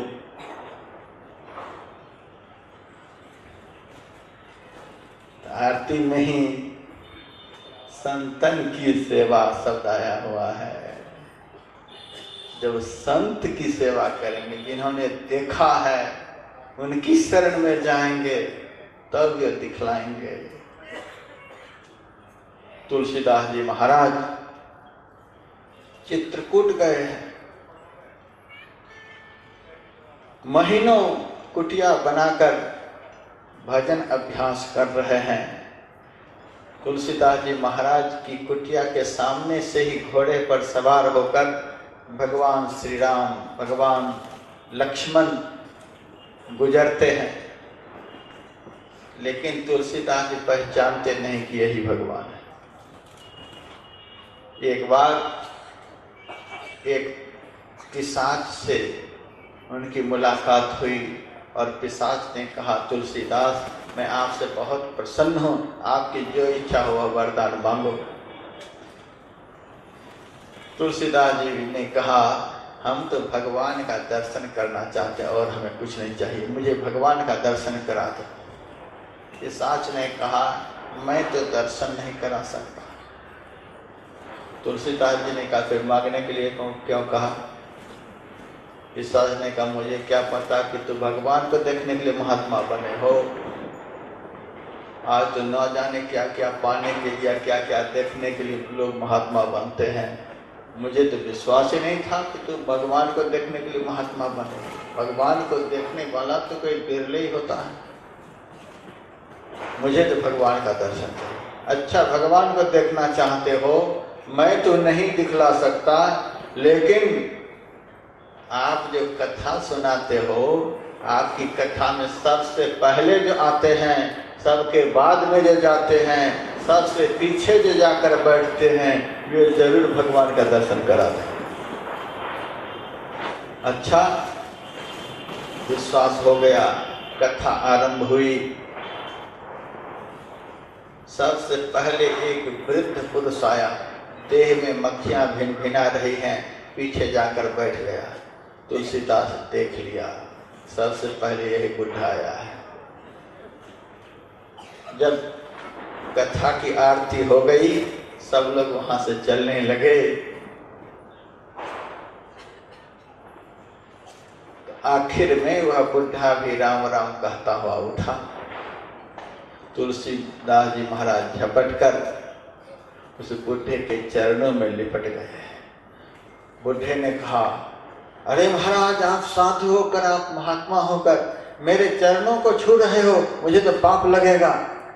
तुलसीदास जी महाराज ने कहा, अब तक हम साधु बन कहाँ पाए हैं, अब तक महात्मा हम बन कहाँ पाए हैं। महात्मा तो अब आपकी कृपा से बनेंगे। जब आपकी कृपा से हमें परमात्मा का दर्शन हो जाएगा, तब हम महत आत्मा बन पाएंगे, तब हम सच्चा साधु बन पाएंगे। अरे महाराज, हम तो साधारण आदमी, हम तो आपकी कथा में प्रतिदिन आते हैं। मुझे पता है महाराज आप कौन हो, अब आप छिपाओ नहीं, अब आप प्रकट हो जाओ। हनुमान जी ने सोचा कि इनको गुरु मिल गया है, अब छोड़ेगा नहीं। उसी वृद्ध पुरुष के अंदर से हनुमान जी प्रकट हो गए। हनुमान जी ने कहा, कहो तुलसीदास जी, आप क्या चाहते हो? तुलसीदास जी ने कहा, मैं तो भगवान का दर्शन करना चाहता हूँ। भगवान तो आपको रोज दर्शन देते हैं, प्रतिदिन आपकी कुटिया के सामने से गुजरते हैं, राम के रूप में, लक्ष्मण के रूप में। अच्छा, वे ही भगवान है? हाँ। अब भगवान के चरणों को पकड़ लेना। जब चलने फिरने वाले सगुण साकार रूपधारी भगवान को भी बिना सद्गुरु के मार्गदर्शन के तुलसीदास जी पहचान नहीं पाए, तो जिस रूप में वे अरूप समाये हुए हैं, वह रूप बिना सद्गुरु की कृपा के भक्त कैसे जान लेगा?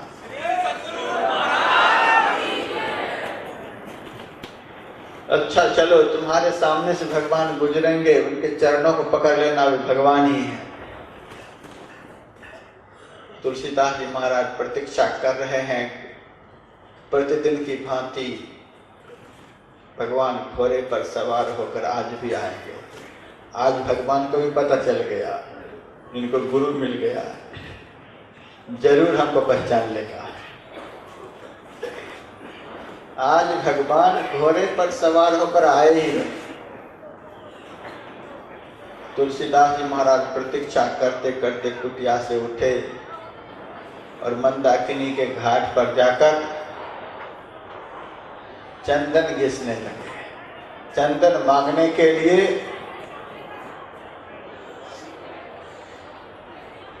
बालक के रूप में भगवान आए और तुलसीदास जी महाराज से चंदन मांगते हैं। तुलसीदास जी ने चंदन दे दिया, बालक लेकर चले गए।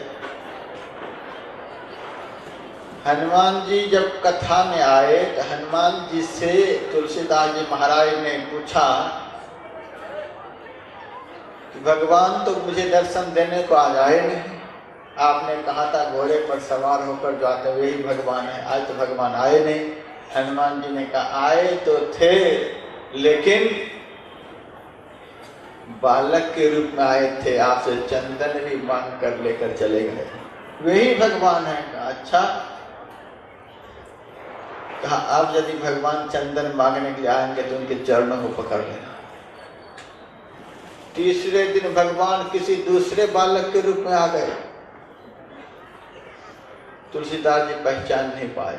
हनुमान जी ने सोचा आज भी भगवान सामने से चले जाएंगे लेकिन ये पहचान नहीं पाएंगे, अब मुझे पहचान कराने के लिए जाना पड़ेगा। पर चढ़ गए और वहीं से कहते हैं चित्रकूट के घाट पर भई संतन की भीड़, तुलसीदास चंदन घिसे तिलक देत रघुवीर। इस दोहा को तुलसीदास जी महाराज ने सुन लिया। इस दोहा को भगवान ने भी सुना।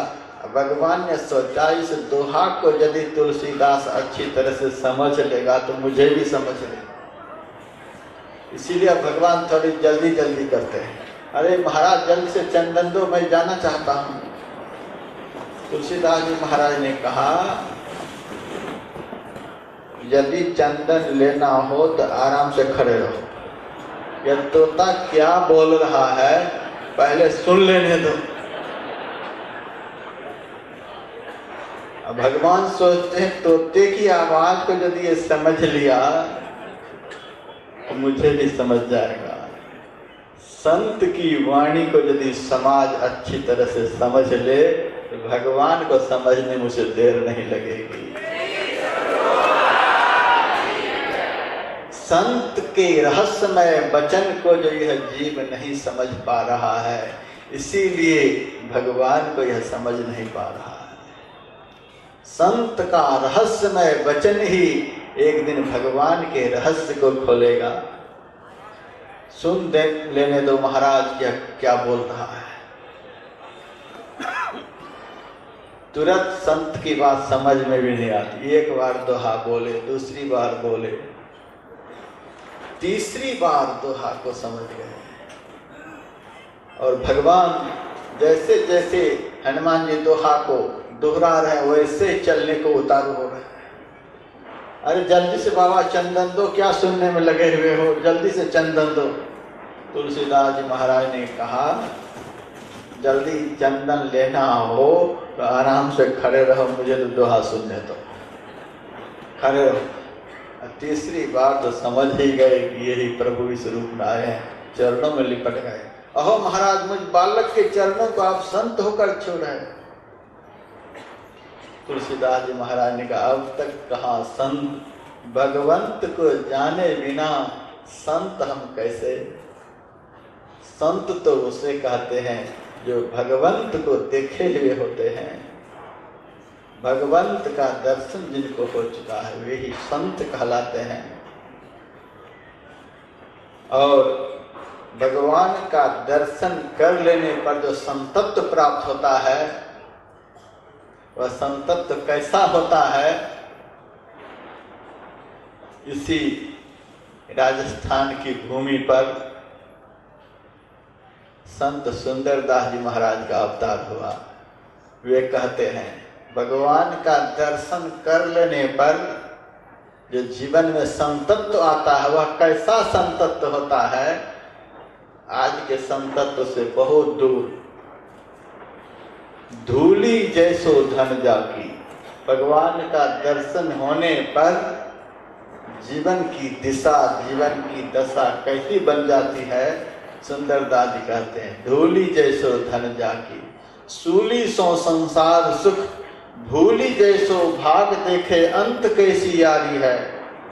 पाप जैसो प्रभुताई, साप जैसो सन्मान, बड़ाई बिच्छुन जैसी नागिनी सी नारी है। अग्नि जैसो इंद्रलोक, विघ्न जैसो विधि लोग, कीर्ति कलंक जैसी सिद्धि सी ठगारी है। वासना न कोई बाकी, ऐसी मति सदा जाकी, सुंदर खद ताहि वंदना हमारी है। ऐसा वह संत होता है। महाराज संत तो अब बनेंगे क्योंकि आपका दर्शन हो गया। जिस रूप में वे प्रभु समाये हुए हैं, उस रूप को भी संत की कृपा के बिना कोई समझ नहीं पाता। फिर जो समाया हुआ है वह संत की कृपा के बिना कैसे समझ में आएगा। इसीलिए संत कहते हैं, जिमी दूध के मथन से निकसत है घी जतन से, तिमी ध्यान के लगन से पर ब्रह्म ले निहारा। ध्यान के द्वारा संत कहते हैं, ऋषि कहते हैं, शास्त्र कहता है, वे परमात्मा दिखलाई देते हैं। अब बात आई जगह पर कि ध्यान कैसे किया जाए, किस तरह से ध्यान करने से भगवान का दर्शन होता है। तो मैं अपनी बात नहीं कहूँगा, भगवान का आप लोग दर्शन करना चाहते हैं तो भगवान की बात सुनाऊंगा। यहाँ की सारी बातें प्रामाणिक होती हैं। मेरा केवल मुंह बोलेगा, लेकिन मेरे मुंह से भगवान बोलेंगे।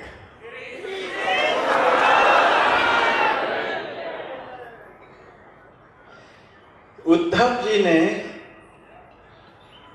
भगवान श्री कृष्ण से पूछा है, यथा त्वामरविन्दाक्ष यादृशं वा यदात्मकं ध्यायेन मुमुक्षुरेतन में ध्यानं त्वं वक्तुमर्हसि। हे कमल नयन, मुमुक्षु पुरुष को आपका ध्यान किस तरह करना चाहिए, किस भाव में करना चाहिए, किस रूप में करना चाहिए, कृपा करके बतलाओ। ध्यान के विषय में भगवान से उद्धव जी पूछ रहे हैं। भगवान कह देते, तू तो मेरा दर्शन कर ही रहा है, अब ध्यान करने की क्या जरूरत है, मेरा तो दर्शन हो ही रहा है। लेकिन भगवान समाज को धोखे में नहीं डाल सकते। तुम अभी मेरे शरीर का दर्शन कर रहे हो, शरीर में जो समाये हुए हैं उनका दर्शन करने के लिए ध्यान करना पड़ेगा। भगवान श्री राम का हनुमान जी से भी बढ़कर कोई भक्त हो कहा नहीं जा सकता।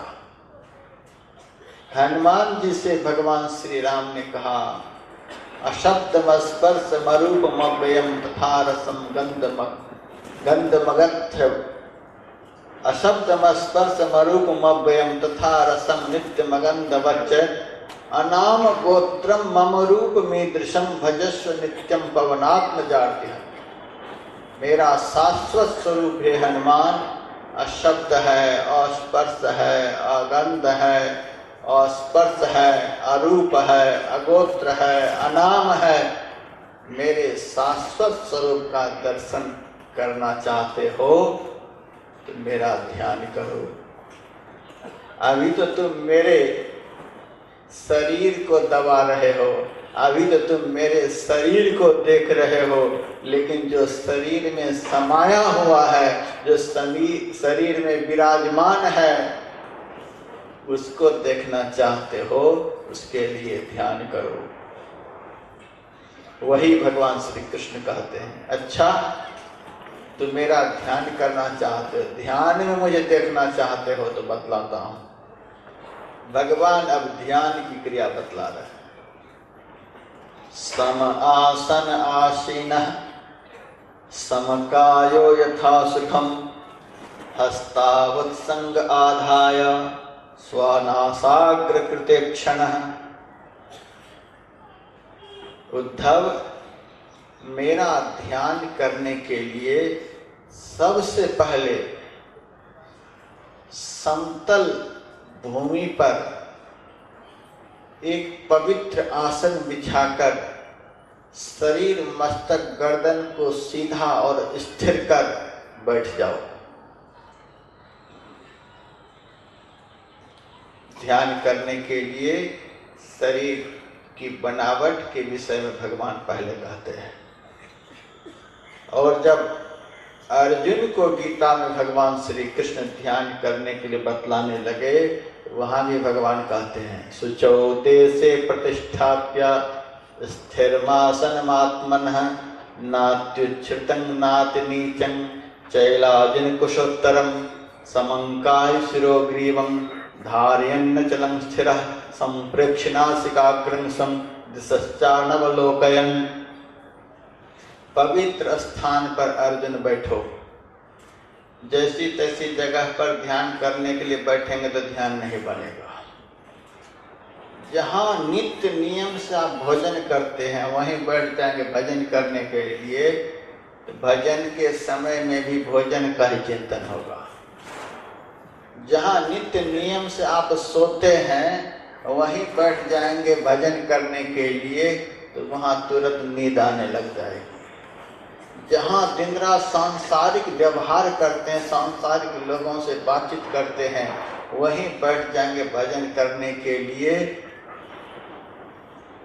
मन में अनेकों प्रकार के गुणावन होने लग जाएंगे, भजन नहीं होगा। पवित्र कर्म करने के लिए पवित्र होना पड़ता है। कठोपनिषद में यमराज ने नचिकेता से कहा, ना विरतो दुश्चरिता ना शांतो ना समाहिता ना शांत मानसो वापि प्रज्ञानेन वापनुयात्।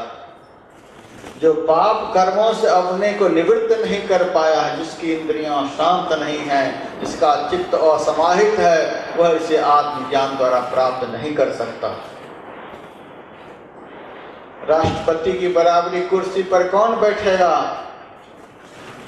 जो राष्ट्रपति के ही समान योग्यता रखने वाला होगा। प्रधानमंत्री की बराबरी कुर्सी पर कौन बैठेगा? जो प्रधानमंत्री के ही समान योग्य पुरुष होगा। मुख्यमंत्री की बराबरी कुर्सी पर कौन बैठेगा? जो उन्हीं के समान कोई योग्य होगा। उसी तरह से निर्मल परमात्मा का दर्शन कौन करेगा? जो परमात्मा के ही समान निर्मल हो जाएगा।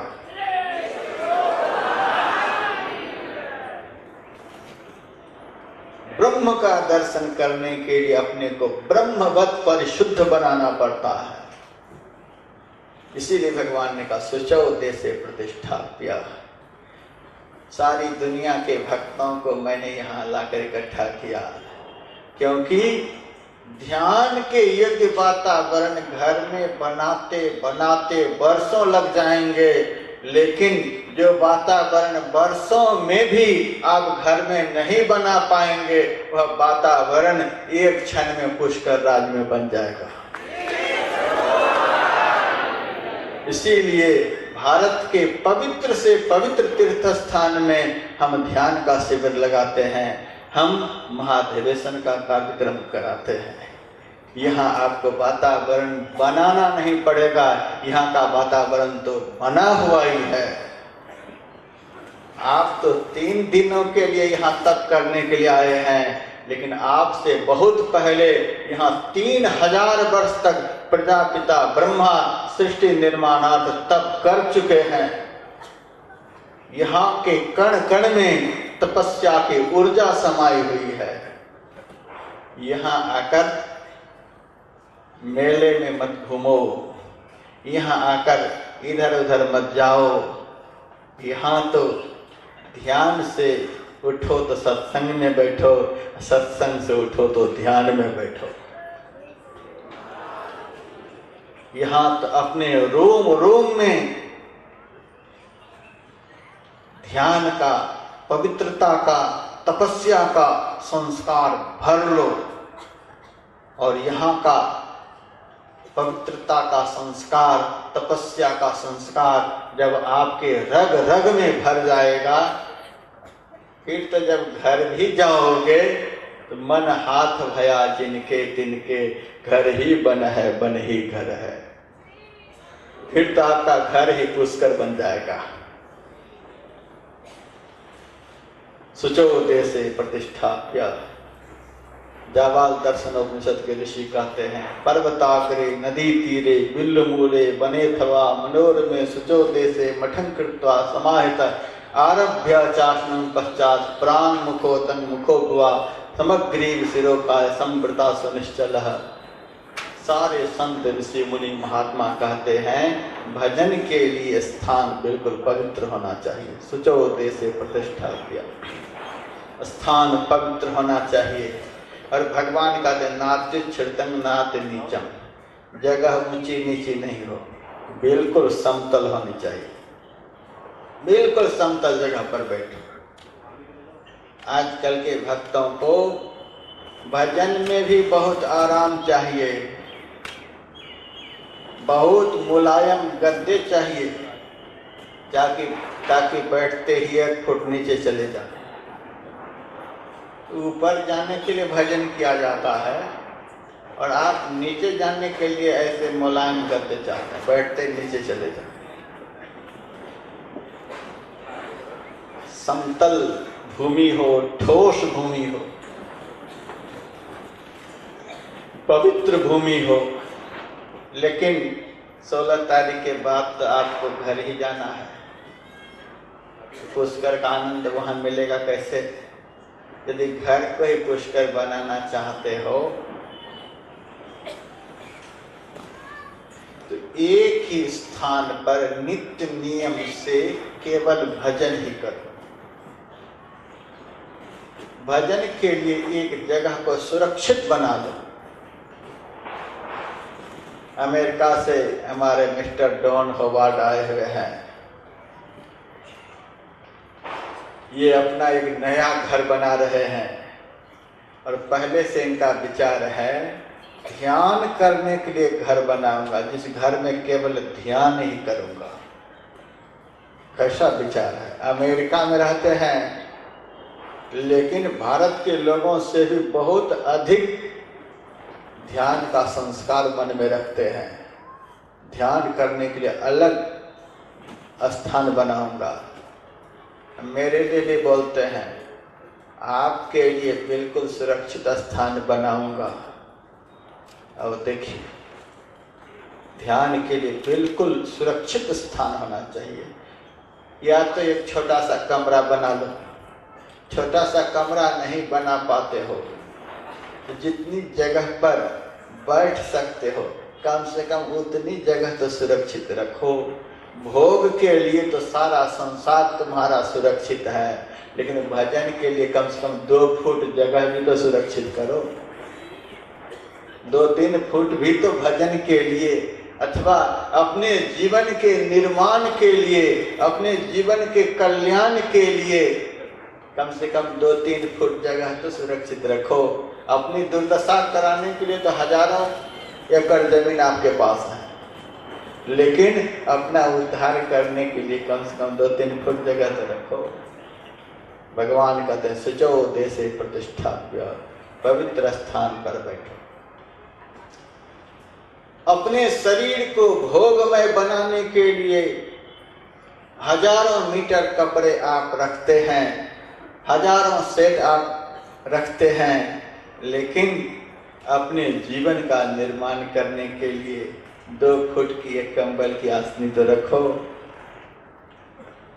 2 फुट की कुश की आसनी तो रखो।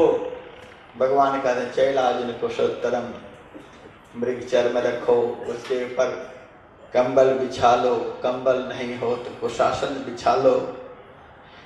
भजन करने के समय साधक के अंदर में एक पवित्र ऊर्जा बनती है। धरती में उस ऊर्जा को खींचने का गुण होता है। यदि एक आसन नहीं बिछाएंगे, जैसे तैसे बैठ जाएंगे, आपके अंदर जो ऊर्जा बनेगी उस ऊर्जा का शोषण धरती करती रहेगी, भजन में आपकी उन्नति नहीं होगी। इसीलिए स्कंद पुराण में आसन की बड़ी महिमा बतलाई गई है।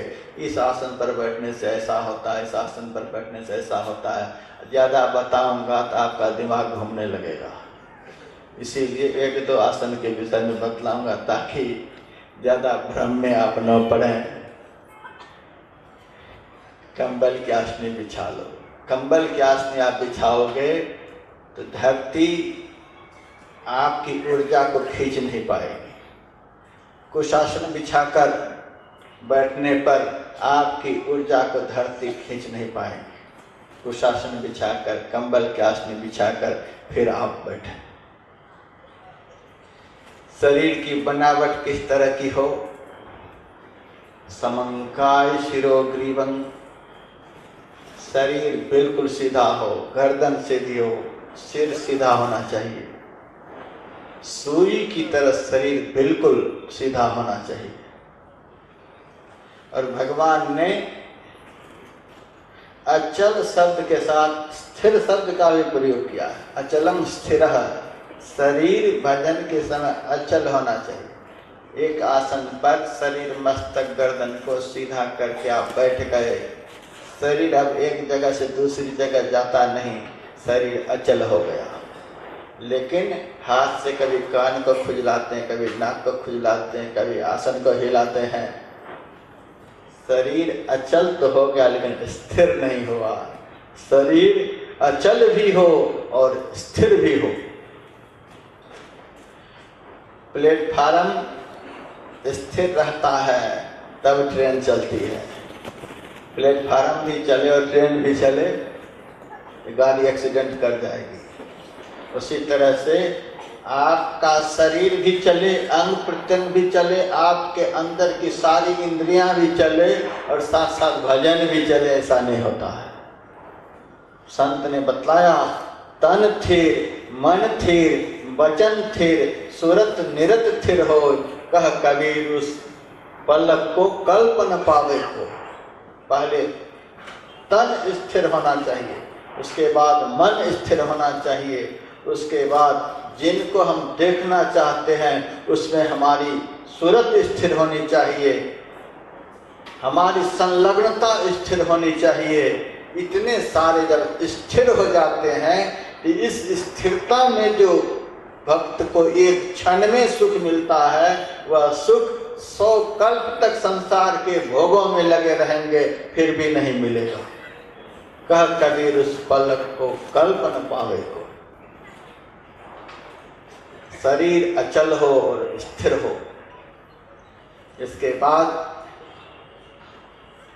ध्यान करने के लिए शास्त्रों में 3 दृष्टियां बतलाई गई है। अमादृष्टि, प्रतिपदा दृष्टि और पूर्णिमा दृष्टि। अमादृष्टि कहते हैं पूरी आंख बंद कर ध्यान करने को। प्रतिपदा दृष्टि कहते हैं आधी आंख खुली हुई हो और आधी आंख बंद हो। पूर्णिमा दृष्टि कहते हैं पूरी आंख खोलकर ध्यान करने को। ध्यान की आरंभिक अवस्था में अभ्यासी को अमादृष्टि से ध्यान करना चाहिए।